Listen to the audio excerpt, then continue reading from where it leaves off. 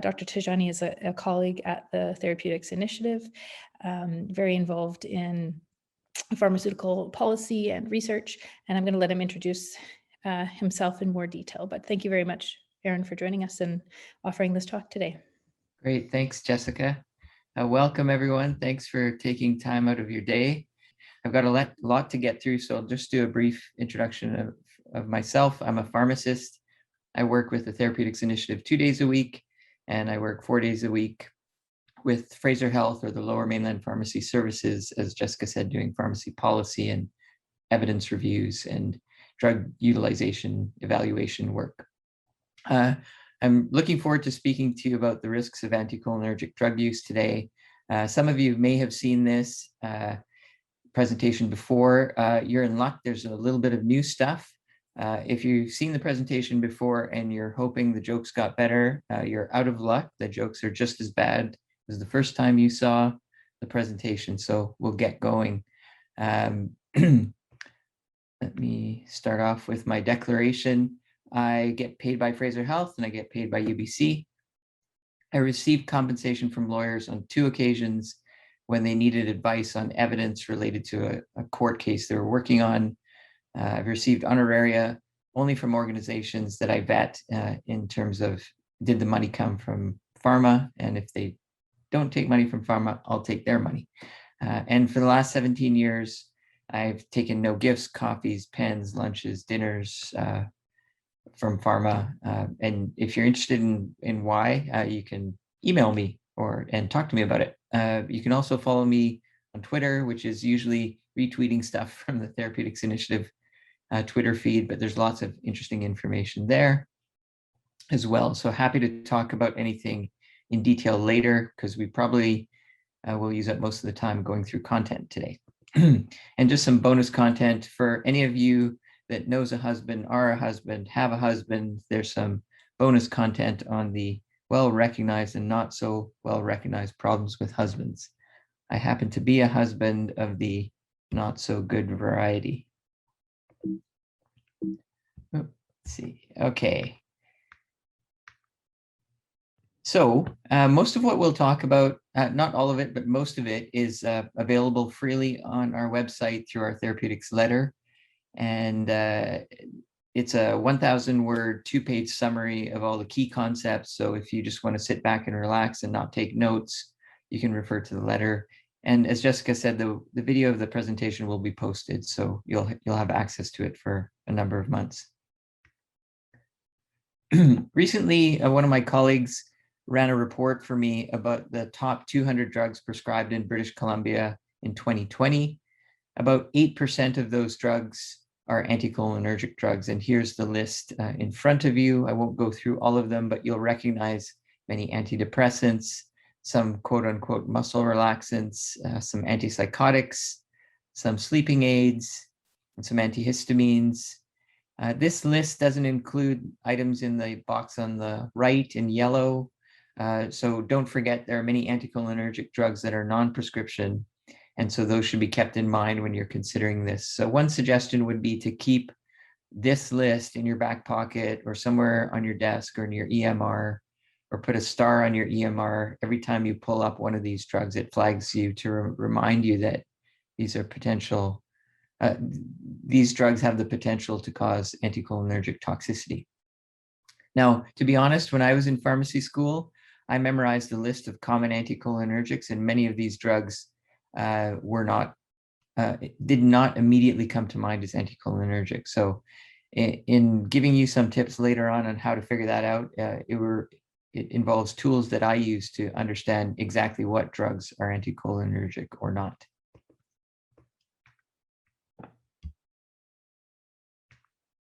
Sorry, hitting the wrong button today.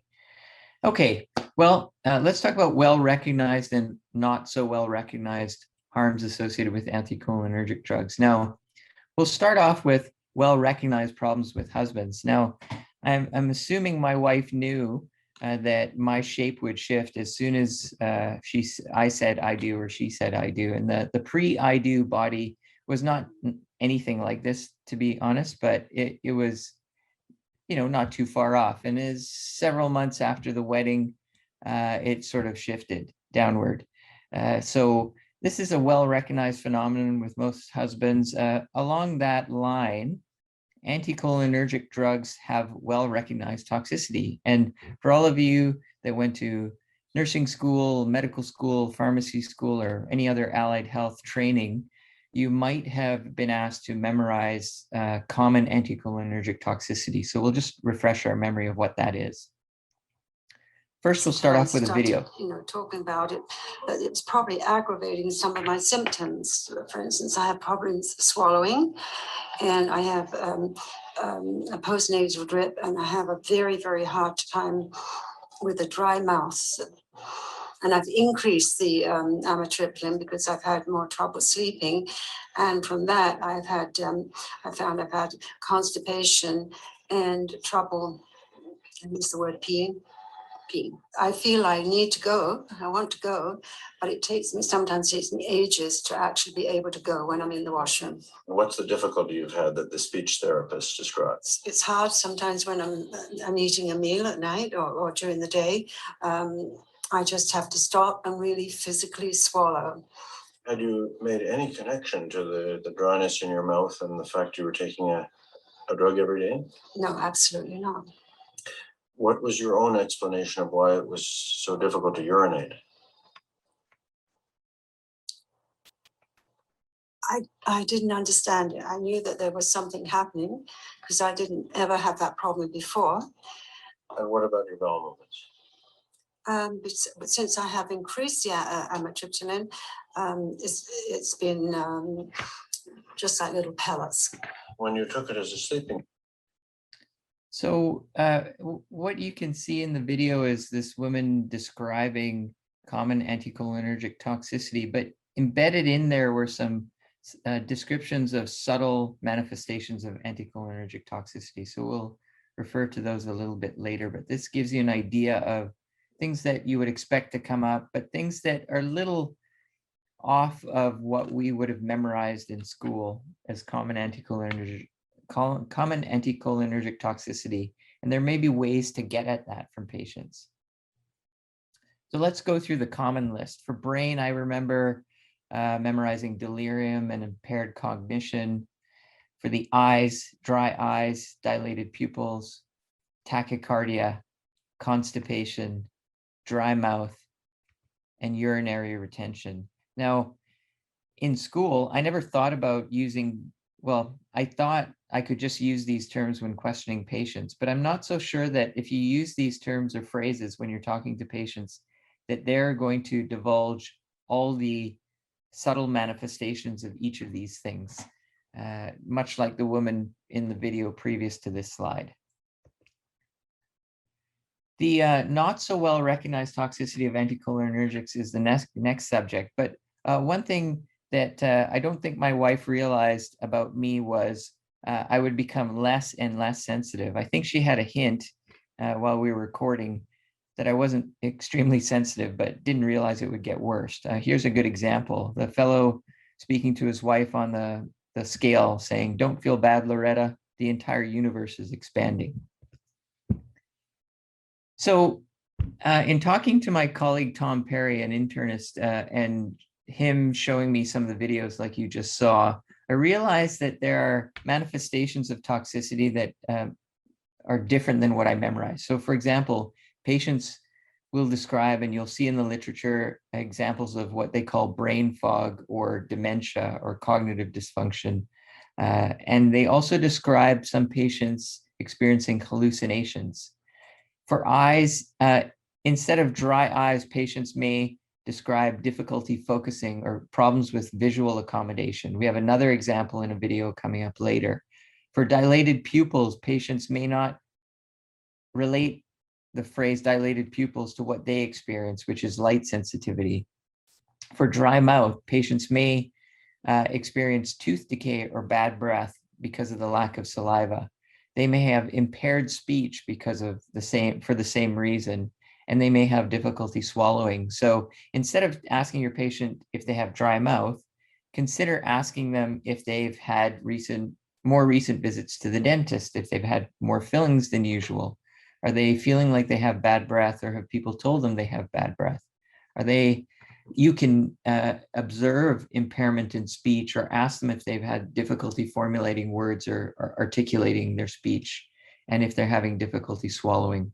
Instead of impaired emptying, patients may describe heartburn or dyspepsia-like symptoms. And for this particular one, there may be a motivation to prescribe something for the heartburn, but before then also consider if the heartburn or dyspepsia may be caused by an anticholinergic drug that's been prescribed previously. For urinary retention, it may manifest as hard to start peeing or never feeling empty once you do urinate. And for decreased sweat, simply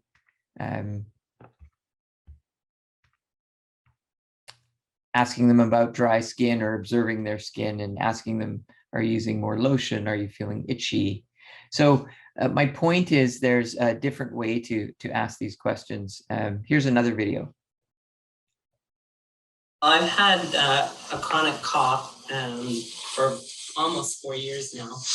As a result of the cough, to try and maintain a somewhat regular daily schedule, I've had to take Benadryl on a regular basis. On a regular day, I'll take 2 Benadryl every hour and a half to 2 hours. And that's just because I work in an office environment, keep from disrupting them, and plus home and family.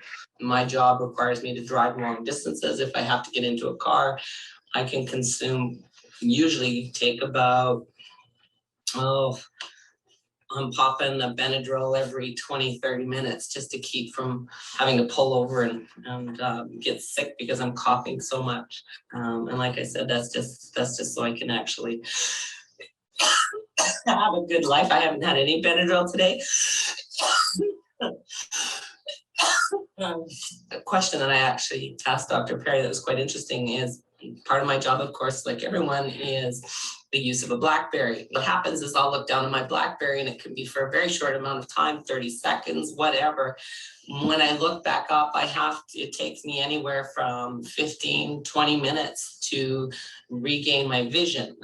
Everything's extremely blurry, whether it be near or far. It's just I can't focus on anything. On a long drive, sometimes you were almost seeing things. On some of the drives, of course, like they're 6-7 hours, and I'm consuming all this Benadryl. And I said, would that be why I'm driving along and all of a sudden I'm seeing things right in front of me and I'm going, whoa, and it startles me and I'm going, okay, there was nothing there. So here's an interesting example of a woman that it's obviously an extreme case taking that much Benadryl. However, the subtle manifestations or different ways in which the toxicity could be related to the anticholinergic drug are the difficulty with visual accommodation lasting 15 to 20 minutes. So if you ask a patient about blurred vision, they may not actually relate that to what this woman experienced and describe that to you. Difficulty focusing or changing from near to far or far to near and having difficulty adjusting.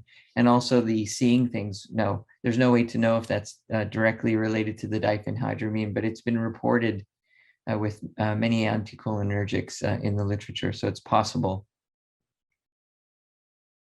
So I suggest, Tom Perry and I talked about this, and he taught me this, that suggesting a careful choice of words when asking questions. Now, this has come up in my life on many occasions. I'll give you an example. For example, when my wife says, when you have time, can you do the dishes? That usually doesn't elicit a response from me. It leads to a blank stare, and I stay on the couch with a tight hold of my beer can. However, if she had chosen to ask a different question and said, why aren't you currently washing dishes? I'd probably get up and wash the dishes. So as it relates to anticholinergic drugs, we'll use another imperfect husband and describe some things you could say to your patient to get at these subtle manifestations. So it's not complicated for skin. You could just ask if they have dry skin or using more lotion, or look at their skin. But for,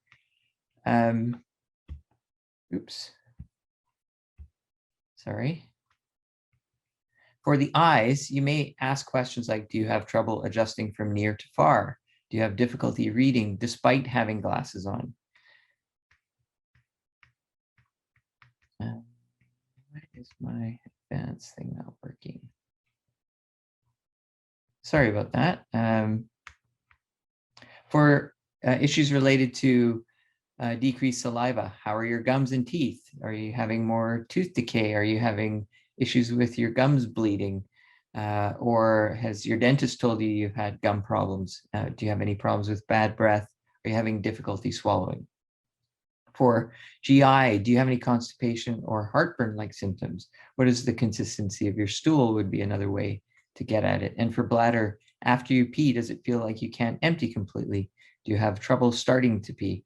So if we reflect back on the list of common anticholinergic toxicity that you were told to memorize in school, this relates to that, but is not exactly the same list, and it's a different way to get at the information. Even the good ones are bad. So there are many good husbands and bad husbands, but even the good ones aren't exactly good. And even the drugs that we think maybe are not anticholinergic or we are told that they're mildly anticholinergic could be worse than we think. So let's show you some examples. For example, with husbands, he's good because he remembers your birthday. He's bad because for your birthday, he buys you a vacuum cleaner. It's not the most sensitive gift. I'm having computer problems today. I really apologize for the flashing back and forth. Another example of a good husband, he gets along with your mom, which is fantastic. But he also tells you that your mom looks hot in a bathing suit, slightly or extremely inappropriate. Now, this is sort of what happens with some of the anticholinergic drugs on that list I showed you at the beginning. A lot of drugs are considered not anticholinergic or have been marketed in that way, but they behave a lot like anticholinergics. And what we suggest is, you know what I'm going to do? I'm going to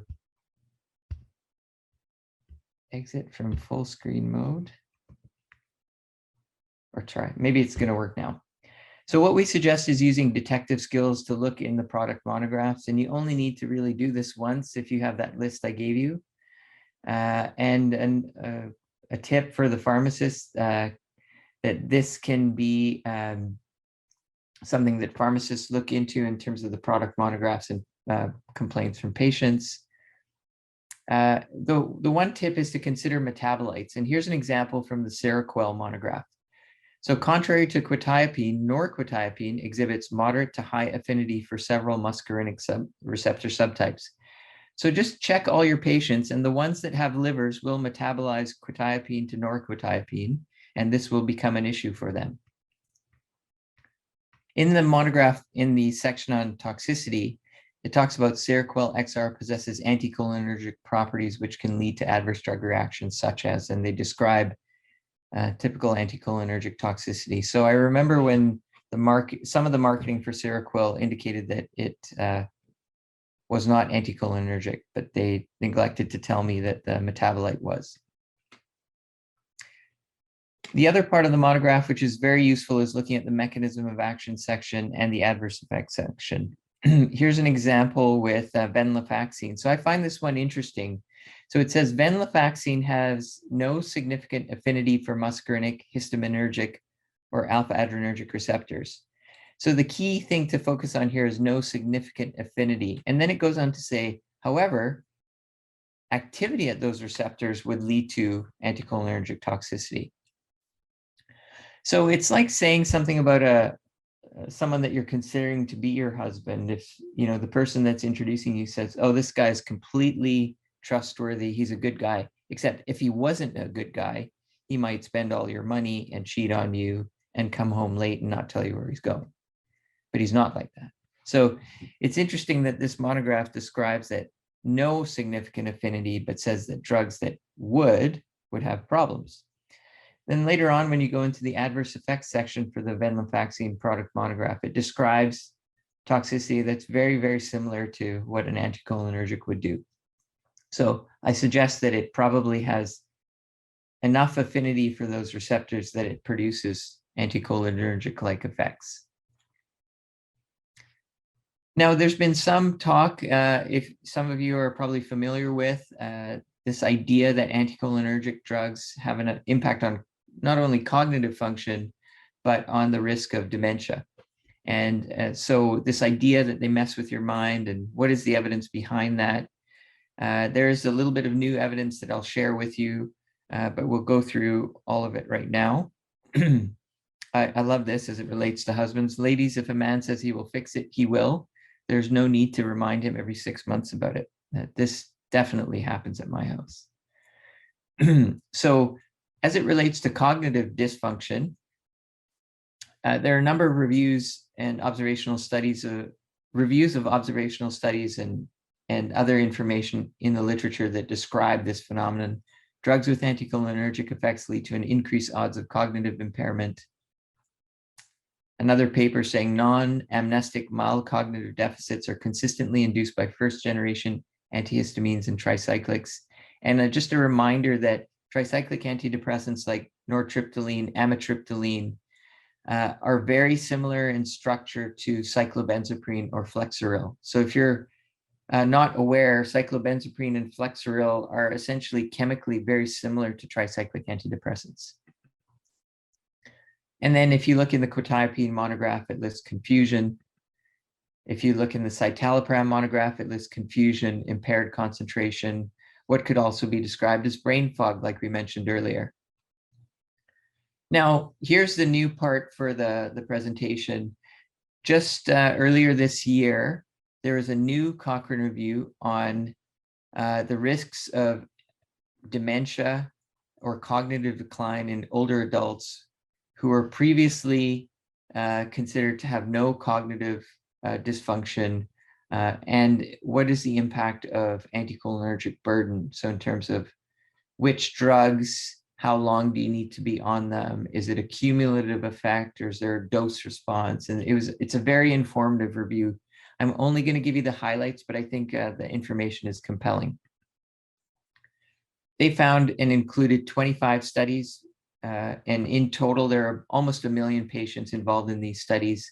The studies involved mostly community dwelling elderly participants. The age range was 52 to 80. And the drugs that were had repeated signals of being associated with cognitive dysfunction or an increased risk of dementia were antidepressants, analgesics, anti-Parkinson drugs, sorry for the typo, antipsychotics, antiemetics, urologic drugs, and respiratory drugs. So all of these classes were represented in the list that I gave you earlier for prescribing in BC. What other factors did they note? The higher the anticholinergic burden score, the greater the risk, which ultimately means the more potent an anticholinergic and the more anticholinergic drugs that a patient's exposed to, the higher their score will be, the greater their risk. And I'll give you a link to how to calculate the ACB score, which is one of the many tools that's out there for you to calculate your patient's anticholinergic burden. But it's thought to be one of the easiest tools and as good as anything else for quantifying the risk. So it would be a suggestion that I would make to use that particular score. The reviewers also noted that the longer the duration of exposure to anticholinergics, the greater the risk. And most of the studies that showed that consistent increase in risk were 5 years or longer. Other considerations that they noted that overall the quality of evidence was low. Studies had a high risk of bias. And some of these drugs are used for symptoms of pre-dementia. So could it be that people that are exposed to anticholinergic drugs were on their way to developing dementia, and therefore that is why it looks like that there are higher rates of dementia in people exposed to these drugs? So they tried to account for both of these points, and they restricted the analysis to studies with low risk of bias or higher quality studies, and limiting the list to only studies that had a 2-year lag time between the diagnosis of dementia and the exposure to anticholinergic drugs, to try to sort out the two variables that might be misleading us. And when they did that sensitivity analysis, they found that the risk still persisted. However, the risk estimate was lower. Now, I'm not showing you all the numbers. They're all in the review. We can discuss those details offline later. If you want to send me a question, I can share all that information with you. The point here is that overall, all the studies are showing a consistent signal of increased risk of dementia and cognitive dysfunction. And when you limit the analysis to studies with lower risk of bias or higher quality studies, and you build in this lag time between exposure and the diagnosis to avoid this idea that you're using these drugs for a pre-dementia state and that may be the reason, the risk still persists. So it gives us some confidence that these studies are identifying something real. Now, this is their quote unquote conclusion. The association that they saw was reported in 23 of 25 studies, and that's what they mean by a consistent link. And they say, we found that there is a consistent link between use of anticholinergic medicines and risk of future dementia. We cannot say if these medicines play a causal role. However, if they do, taking these medicines could potentially double a person's risk of dementia. And here are some of the numbers here.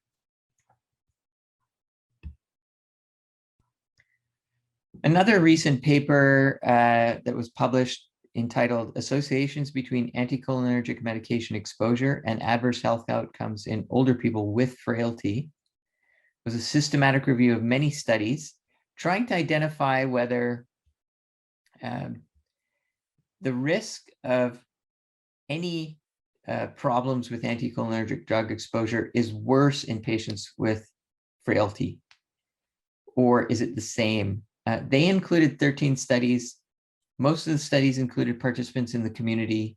In total, there were about 21,000 patients with a mean age of 80, and about just under half were frail at baseline. So what did they find? Their key findings were as follows. Anticholinergic drug exposure in frail elders was associated with difficulty in chair standing, slow gait speed, poor physical performance, an increased risk of falls, and an increased risk of mortality. However, they noted that it is unclear if these risks are worse than the risks that are already present in non-frail elders exposed to anticholinergic drugs.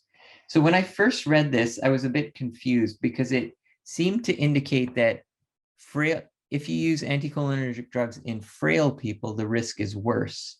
Now, it could just be me. I'm not the swiftest person around. But then when I started reading, it looked like they were reporting some studies that found an association and some studies that didn't. And then they went on to say, we can't tell if frailty on its own is a place where the risks are higher than without frailty. So I was confused, but I think I get it now. What they're trying to say is that if you have a non-frail elder, there are risks with anticholinergic drug exposure. Those risks are still present in frail elders, but there's not enough evidence right now to know if those risks are higher or there's additional risk. So I suggest a little bit of cautious interpretation of this review. It's very interesting. I'm going to spend some time looking through the studies that they did include to get a better understanding. But when you read it, just pay attention to some of the points I've pointed out to you below. You had fair warning. So like I told my wife, if she complains about me now, she kind of knew what she was getting into, at least if she talked to her friends. But based on what I've shared with you now and what you've learned in school and probably experienced in your interactions with patients, I think it's prudent to make patients aware of the possible harm of anticholinergic drugs, even when they've been on these drugs for a while, but especially when you're writing the first prescription. And some useful references for you would be, as I mentioned before, letter 113, letter 105, which talks specifically about cyclobenzaprine, and letter 96, which talks about drugs for neuropathic pain.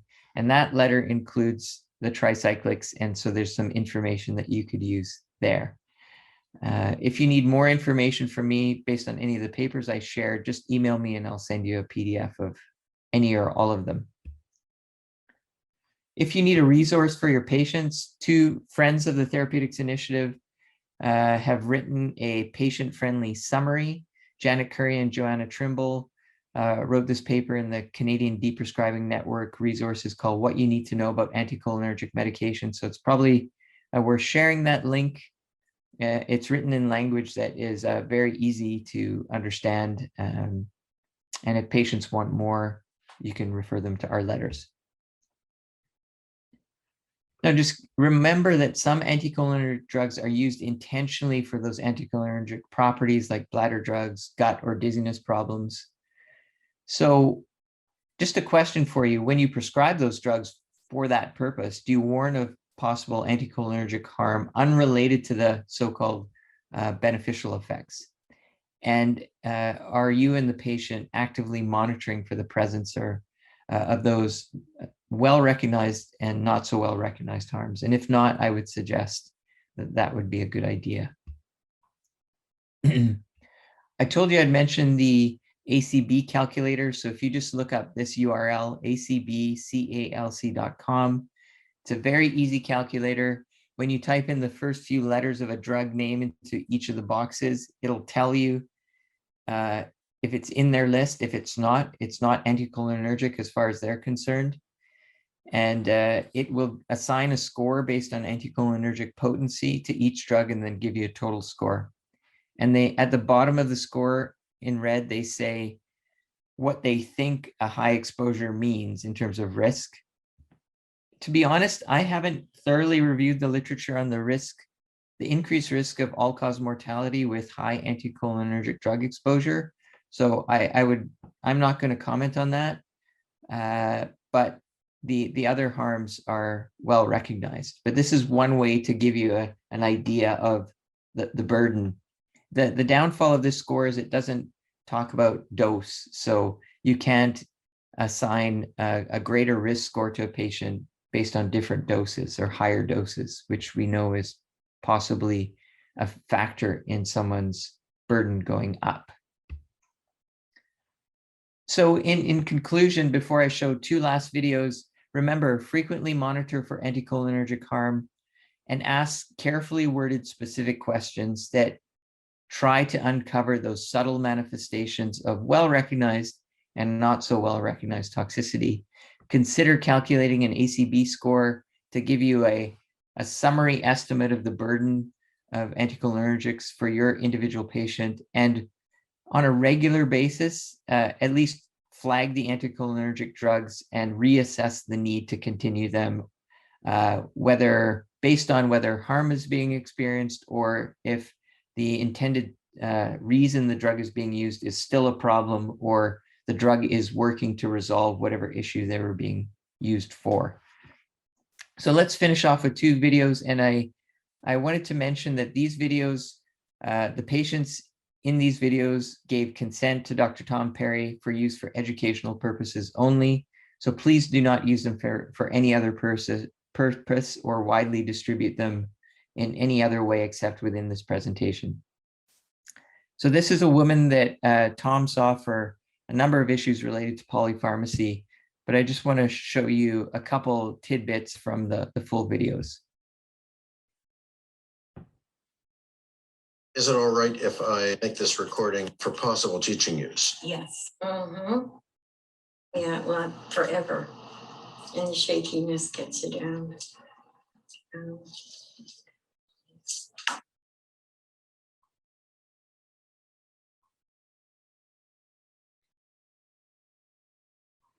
Okay, so that's the first one. Let's go on to the next one. The first video I made with you, you were kind of peering at the medicine capsule. I couldn't read them. I thought you were just missing your eyeglasses. I have had my eyes checked. I've been told I have the eyes of a 16-year-old. He said, you need glasses only for when you're doing your crafts, you know, to magnify something. So when you were taking cyclobenzaprine and other drugs, do you think you were having trouble focusing your eyes? Yes. Why do you think I didn't read? Oh, this is my new sleeping pill. Oh, that's quetiapine. What's that supposed to do for you? Help me sleep. It took a week to help me. It took a week to help me. Even with my glasses, I couldn't read properly. But you never made the connection to the drugs? No, I didn't. I didn't even think about that because my cognitive thinking was gone. They were prescribed by a doctor. What more can I say? You do what you think is best for you because a professional's telling you.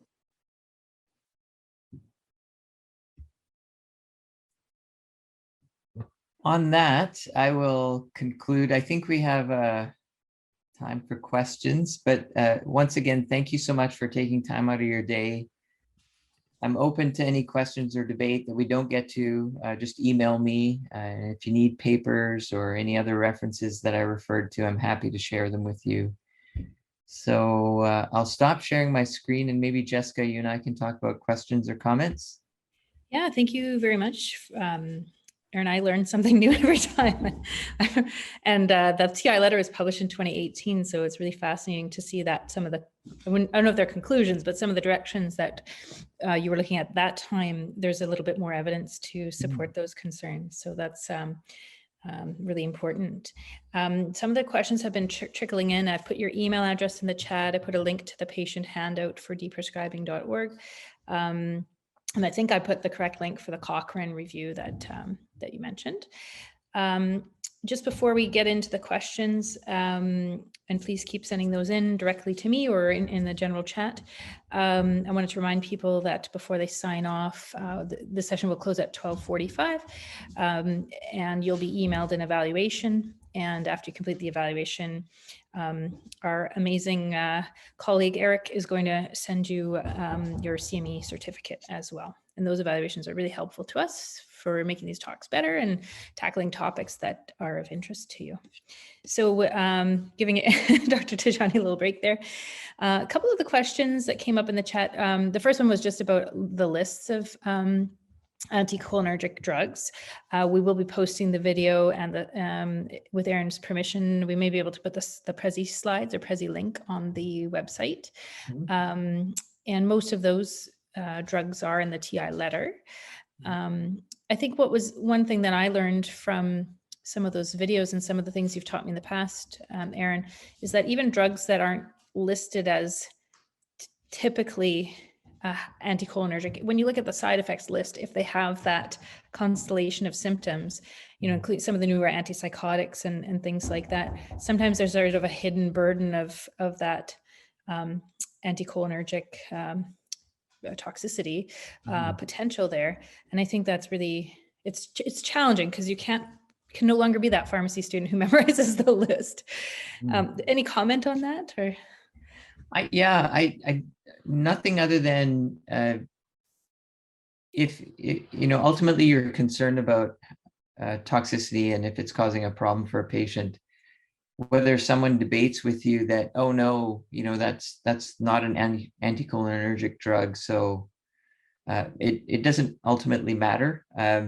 So if a patient's experiencing cognitive dysfunction or difficulty peeing, but the monograph says, you know, there's low affinity for those receptors, and it isn't really going to do that, but you've identified that that's the drug that is most likely causing it in your patient. That's all you really need to worry about. And then whatever the plan is with you and the patient about, okay, well, let's change one thing at a time and see if we can isolate the cause. And it may be, okay, you need that drug, but maybe we decrease the dose and see if that has an effect on that particular harm that you're experiencing, and try it that way. I don't know if I answered your question, but yeah, well, that makes sense. It's more, I guess, more of a reflection on things.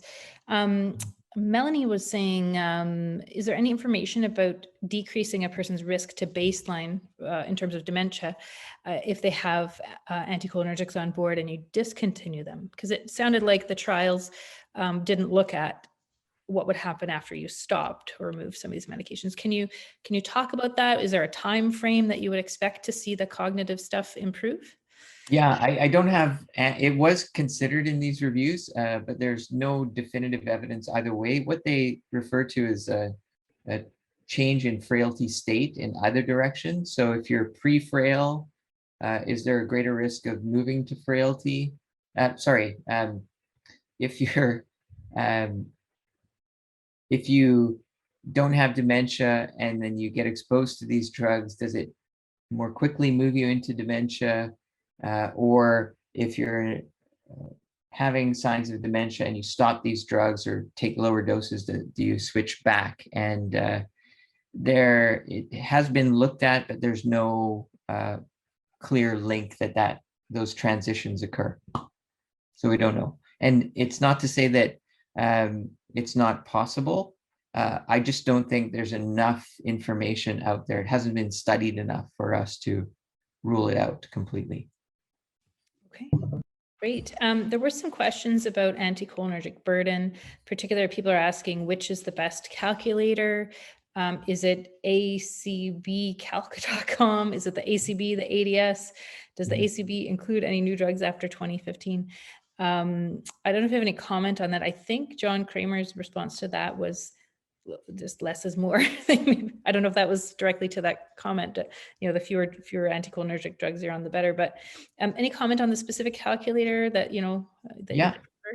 Yeah, there's some literature on which is the best score and which one has a better ability to predict different risks. And so there's varying opinions. Some are more comprehensive and include things like not only the drug, but the dose and the duration.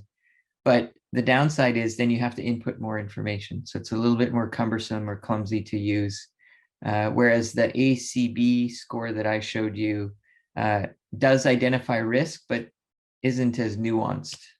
So it'll give you a broad strokes, how many drugs, what is the risk, instead of how many drugs and what is the dose, what is the duration. And in some of those reviews, people suggest using something like the ACB score and the Beers list and the stop list, and using a variety of things. I don't know, it really, the point, and I guess John Kramer's comment maybe is relating to this, is if you've identified your patient is on one or more anticholinergic drugs at potentially moderate to high doses and for a long period of time, that's enough for you to take a close look and see if any adjustments can be made in the downward direction, right? Especially if they're manifesting, if there's toxicity manifesting in them. Fair enough. I think there's a related question from Simon Wheeler. Are there any synergistic effects of anticholinergics, either with each other or other drug classes, things that would impair metabolism? Also, are there any conditions that exacerbate the adverse effects? Oh, good question, of which I have answers to none. It's possible that some of them have drug interactions that makes the problems worse. I don't know off the top of my head. What a bad pharmacist I am. Yeah, it's a good question. I will add that to my list, Simon, and see if we can add that to some of the resources we have on our website or in future tweets about this. So I'll definitely follow up. And in terms of, what was the second part, Jessica? Around if there were other conditions that might exacerbate the adverse effects. Oh, I suppose drugs, again, I don't know the details, but any condition that would decrease clearance. So I know in the first video, that elderly woman who was on amitriptyline, and she was complaining of, or Tom asked her specifically about when you wake up in the morning, do you expect the effects of the sedative to still be there or be gone? Now, he was focusing on the insomnia part of it, but the slide that I didn't show you talked about the half-life of these drugs in the elderly and people with renal dysfunction, and they stick around longer. So if they stick around longer, the risk of toxicity sticks around longer. So depending on how the drug is cleared, it's going to have an impact. Yeah, and I think there are obvious conditions where the symptoms of the condition overlap with the drug. So I've seen people who are diagnosed with Sjogren's, but they were just on anticholinergics, or, they're constipated because they're frail, and it's just, part of their Parkinson's or the MS or whatever. And then you look at the burden of drugs and you think this might actually be reversible, some of this. So I think, I don't know if we are answering that question directly, but I think keeping in mind the overlap in the constellation of symptoms is really important, because you'd hate to just miss an opportunity to improve that quality of life for a patient. And Jessica, I have a question for you, because you're an active clinician and I'm not. So if someone was using an anticholinergic drug or several for symptomatic relief of whatever symptoms, would you ever consider saying, okay, well, we got you up to this dose because of a careful process of titrating and you were controlled, but it's been some time since we've assessed whether that dose is still required. Would you then step back, one by one and see if they could tolerate less? I think so. But I think more often the case, it comes that the evidence that compelled us to start something is less profound. In years ago, we thought these drugs for bladder overactivity were helpful. And now we're finding that there's a marginal impact. And as people age and grow, things change. So sometimes it's just a kind of technical reason that, I don't know if we really need this anymore, because I'm not convinced that it's helping you. Sure. Or if they have a complaint, if they have a symptom, most people are willing to try, knowing that they can always go back on, if the bad symptom reemerges. Because most of these drugs that have anticholinergic properties, not a ton of them would be seen as life sustaining. Most of them are for symptom control. And so I think people are more open to stopping those than say they're anticoagulants or something where they think they need that drug in order to avoid significant consequences. And they're pretty easy to start and stop again. Some of the harder ones are the antispasmodics, because, pain is something that is often less tolerable than for patients than, a little bit more trouble sleeping or something like that, but depends on the patient. There were some other things that are a little bit more about pharmacology. One from Sean Baird. He said, I always understood that secondary amine TCAs have fewer anticholinergic effects than tertiary amine TCAs. Recently, I've heard that the difference between these groups is minimal in terms of the anticholinergic effects. Do you have any insight on that?